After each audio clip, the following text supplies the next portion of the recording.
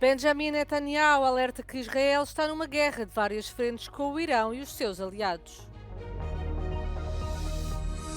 O primeiro-ministro britânico condena os tumultos de extrema-direita que assolam o país. Governo reúne de emergência para lidar com motins.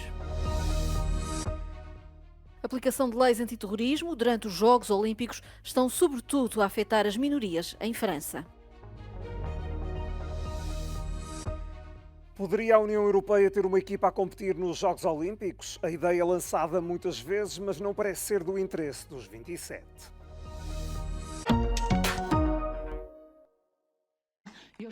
Israel está numa guerra de várias frentes com o Irão e os seus aliados, segundo o primeiro-ministro israelita Benjamin Netanyahu. Os Estados Unidos já mobilizaram navios de guerra e aviões de combate para proteger as suas tropas e Israel de um esperado contra-ataque do Islão e dos seus aliados. איראן ועושי דברה מבקשים להקיף אותנו בטבעת חנק של טרור בשבע חזיתות. התוקפנות הגלויה שלהם אינה יודעת שובע, אבל לא אלמן ישראל. אנו נחושים לעמוד מולם בכל חזית, בכל זירה, רחוקה כקרובה. כל מי שרוצח את אזרחינו, כל מי שפוגע במדינתנו, לא ינקה מאחריות. הוא ישלם מחיר כבד מאוד. À medida que aumentam os receios de uma guerra regional, várias embaixadas ocidentais pediram aos seus cidadãos para deixar o Líbano o mais rapidamente possível. Ce qui va arriver, donc on préfère rentrer en avance. C'est une ambiance très toxique, très menaçante. Les médias parlent toujours de choses qu'il va se passer une guerre ou une frappe au Liban. Je suis très inquiète, bien sûr. On ne sait pas du tout qu'est-ce qui va arriver, comment les choses vont évoluer. Et on croise les doigts et on prie. Também o governo português desaconselhou todas as viagens para o Irão devido ao contexto interno do país.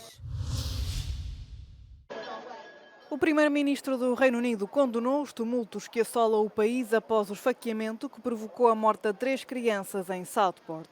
Num discurso à nação, Keir Starmer prometeu que o governo fará tudo o que for necessário para levar os responsáveis à justiça, na sequência da agitação que continua em algumas partes do país. There is no justification, none, for taking this action. And all right-minded people should be condemning this sort of violence. People in this country have a right to be safe. I won't shy away from calling it what it is: far-right thuggery. No domingo, a polícia de Rotherham teve de conter várias pessoas que tentavam invadir um hotel que albergava requerentes de asilo. Os tumultos tomaram conta do país após o esfaqueamento, depois de falsas informações de que o agressor era muçulmano e imigrante. As autoridades francesas estão a usar os poderes discricionários de uma lei antiterrorismo durante os Jogos Olímpicos, com forma de afastar dos eventos potenciais ameaças à segurança. O alvo destas medidas são sobretudo minorias, especialmente de ex-colónias francesas. Muitos estão proibidos de sair dos bairros onde vivem e estão obrigados a apresentar-se à polícia todos os dias. Amin nasceu em França, tem 21 anos e é estagiário num banco. Está impedido de sair do subúrbio, a sul de Paris, onde vive, isto apesar de não ter registro criminal. Cette restriction, elle va durer 3 mois. Ça fait déjà 1 mois que j'y suis. Donc elle va se terminer le 29 septembre, donc dans 2 mois. Très honnêtement, cette restriction, elle m'atteint directement sur ma santé mentale. C'est très dur au quotidien de devoir vivre cela. Je ne peux malheureusement plus voir ma famille. Amin foi sinalizado depois de publicar um vídeo no TikTok em outubro. Na imagem usava uma camisola de um clube palestiniano e fazia gestos obscenos em direção à Torre Eiffel, na altura iluminada com as cores de Israel. Mas as autoridades também fizeram acusações erradas. É o caso da ligação de Amin a uma conta na internet com imagens de decapitações e comentários a expressar o desejo de se juntar a um grupo terrorista e a morte de homossexuais. O ministro do Interior de França, Gérald Darmanin, diz que as restrições servem para prevenir pessoas muito perigosas de atacar os jogos. Darmanin também rejeita que as minorias sejam um alvo específico. Assegura que há pessoas suspeitas de esquerda e direita que estão sob vigilância neste momento. É um cálculo não oficial. Somadas as medalhas europeias nos Jogos de Paris, colocariam a União na liderança da prova. A ideia de uma delegação única é lançada com regularidade, mas levá-la à prática parece impensável. Segundo as regras do Comitê Olímpico Internacional, não são permitidas outras bandeiras que não as dos comitês olímpicos nacionais. Et ça avait d'ailleurs été le cas, par exemple, à Tokyo en 2021, où le représentant slovène avait demandé à faire défiler la délégation slovène avec un drapeau européen parce qu'ils avaient ils étaient à la tête de la présidence de l'Union européenne à ce moment-là. Ça avait été refusé par le CIO. O desporto tem um papel importante no desenvolvimento das identidades. Dá a conhecer um Estado, uma bandeira, um hino e gera entusiasmo. A União percebeu este interesse e desde há 10 anos desenvolve uma diplomacia desportiva. Incentiva a organização conjunta de competições e promove o desporto em vários países através do programa Erasmus+. Mas a criação de uma equipa comum não parece ser do interesse dos 27.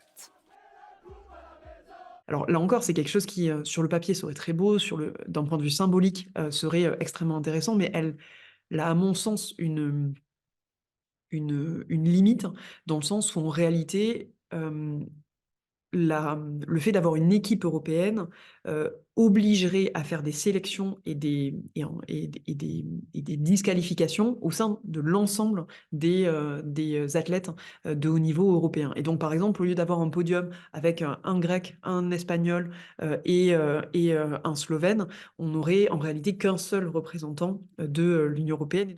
Há mais iniciativas que podem reforçar a identidade europeia através do desporto. A bandeira da União foi projetada, por exemplo, na cerimónia de abertura dos Jogos de Paris. Em 2026, as Olimpíadas de Inverno serão em Itália e em 2030 terão lugar em França, caso os dois países cumpram as condições exigidas. Mais oportunidades para evocar esta identidade comum.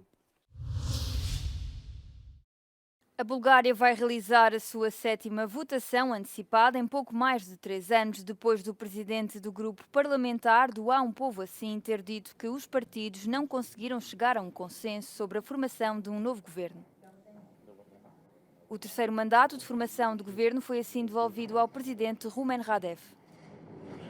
Ако има някакъв позитивизъм в това, което се случи, е, че в крайна сметка ние разговаряхме с всички политически партии без една. Нито първия мандат разговаря с всички политически партии, да не говорим за втория. Radev agradeceu o trabalho do Há um Povo Assim, mas referiu que novas eleições antecipadas vão colocar em causa o funcionamento do Estado. Спиралата от избори без резултат продължава да се завихря и това вече не само предизвиква раздразнение, но и отключва редица деструктивни процеси. Блокаж на редица институции, отчуждение на гражданите от democrático mecanismo na изборите. O presidente búlgaro vai agora discutir com o presidente do Parlamento Nacional a escolha do futuro primeiro-ministro. Os incêndios florestais estão a queimar a Albânia e a Croácia numa altura em que o continente europeu é dominado por um calor abrasador. Os bombeiros albaneses combateram as chamas em aldeias perto da capital Tirana no domingo. As autoridades afirmaram que a luta contra novos fogos continuava em 8 zonas do país.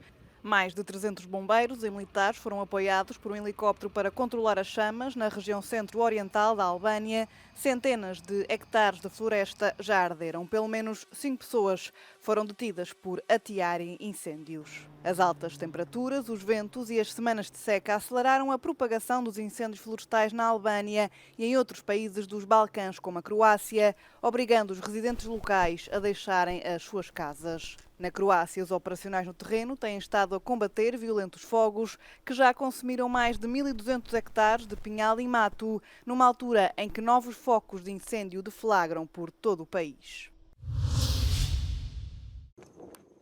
Os rebeldes Houthi do Iémen divulgaram imagens que, segundo eles, mostram os destroços de um drone norte-americano que abateram. Desde o início da Guerra Civil do Iémen, em 2014, quando os Houthis tomaram a maior parte do norte do país, incluindo a capital, os Estados Unidos já perderam vários drones para o grupo rebelde. Os drones MQ-9, conhecidos como Reaper, são veículos aéreos não tripulados que podem ser controlados à distância e têm o custo de cerca de $30 milhões cada um.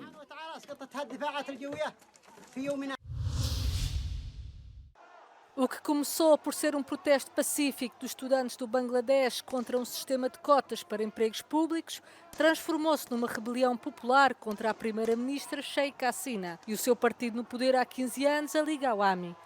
As manifestações intensificaram-se. Esta segunda-feira, uma marcha invadiu Dhaka, fazendo a primeira-ministra demitir-se.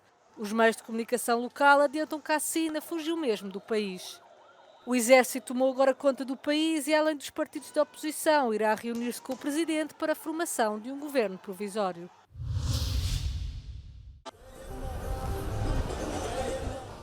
O barulho dos motores, as cores aguerridas e os jogos de luzes dos faróis não deixam enganar.